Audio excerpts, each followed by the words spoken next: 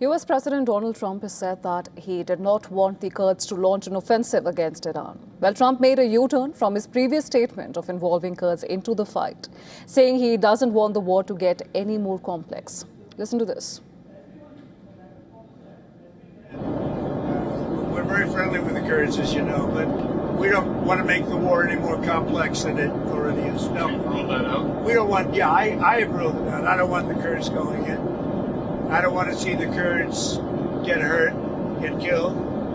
We've had a good relation. They're willing to go in, but I've told them I don't want them to go in. And do you think the map of Iran will... I just think the war is complicated enough without getting the Kurds involved.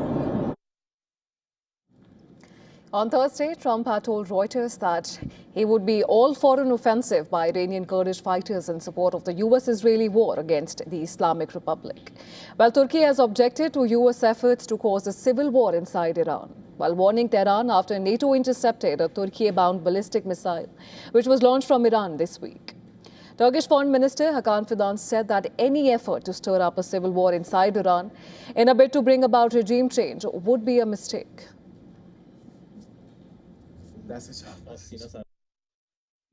Our intelligence agency and our defense minister, everyone, are expressing to their counterparts the wrongness of this and the problems and difficulties it could cause.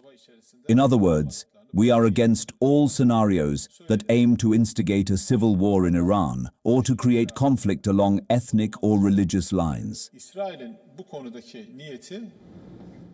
Fidan also said that he had raised the matter with US Secretary of State Marco Rubio, who had denied any American involvement in such an issue. Frankly, I discussed this issue with US Secretary of State Marco Rubio during our telephone conversation. There are indications, rumors, that such a situation exists, that US is working to mobilize Kurdish forces against Iranian government. He stated that they are not making such an effort, that they have no such intention.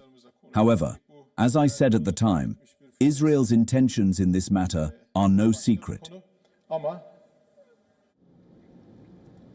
On Tuesday, CNN reported that the CIA was working to arm Iranian Kurdish forces with hopes of fomenting an uprising.